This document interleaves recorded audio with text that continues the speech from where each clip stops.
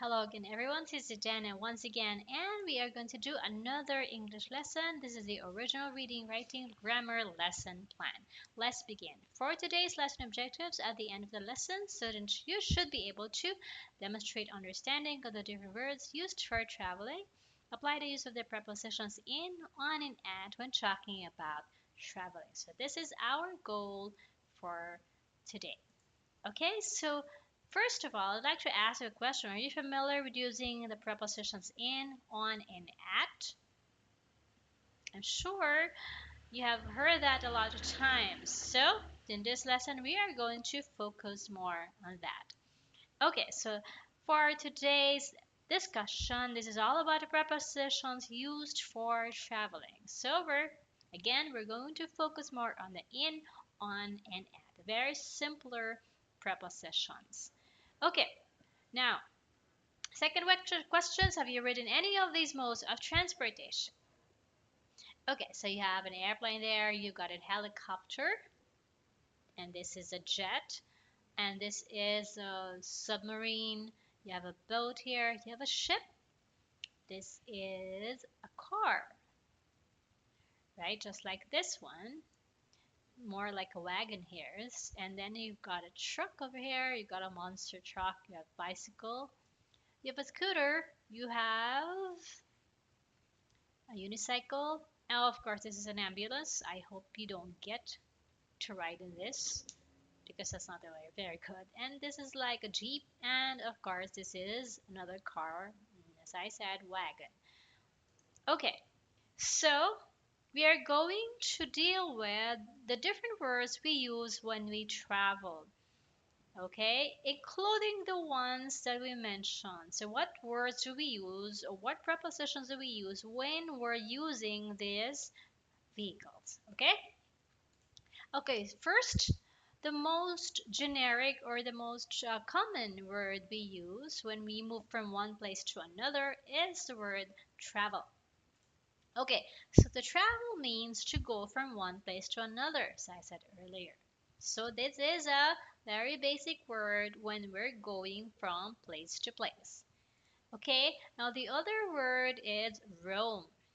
So when we roam, it means to go from place to place without any direction. So just like what you see here in this picture, they're in a park. They don't really have a specific place or destination. They just roam around the park. Okay, another word is trek. Do you know where they're going? Yeah, I think they're climbing a mountain. So, to trek means to walk on a long distance, usually by foot. Okay, so remember that. And then we have the word journey. So, do you notice where these people are? I'm sure some of you have already gone to this place. So, this is an airport. Okay, so a journey means to travel from one place to another, especially on a vehicle. Okay, unlike trek where you usually walk, you're traveling by foot. A journey means to travel from place to place, especially on a vehicle. Now, these are the prepositions that we have mentioned earlier. So, what are prepositions? So, prepositions, so these are some of the examples of prepositions. You have in, on, and at, by, from, below, in front of, and of, and so on and so forth. Okay, so first activity,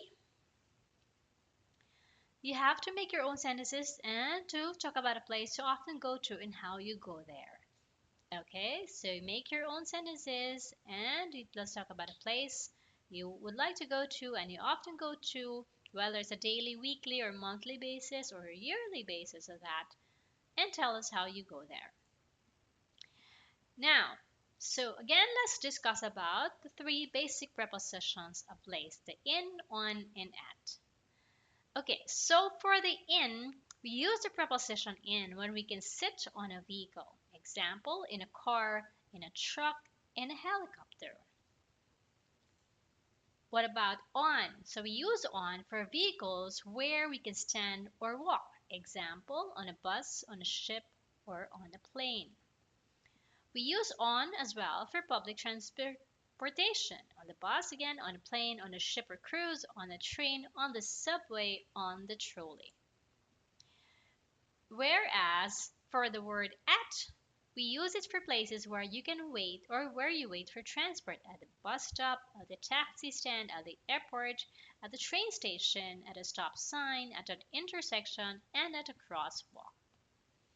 Okay, so as part of our activity to check how well you know how to use the prepositions in, on, and at, I'd like you to fill in the blanks with the correct preposition. So, there are two um, blanks in here, so that means you have two answers for them. The first one is Mary plans to take a blank to the Caribbean blank a ship. Is it for first one voyage in, roam on, journey in, or trip on?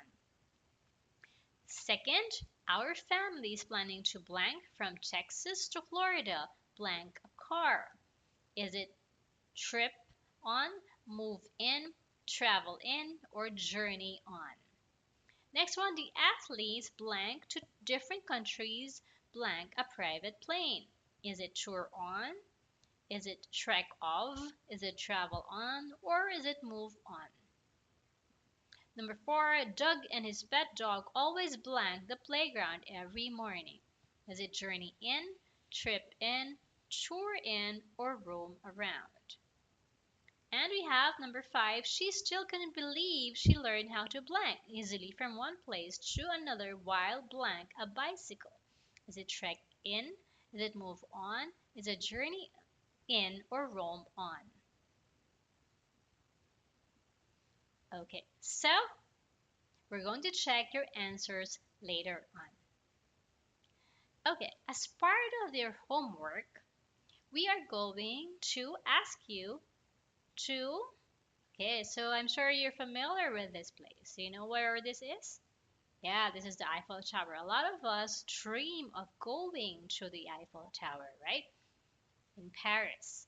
Now, as part of your final activity, as part of your homework, I need you to write a 150-word essay to tell us about what ways and mode of transportation you would like to be using when you go to your dream places.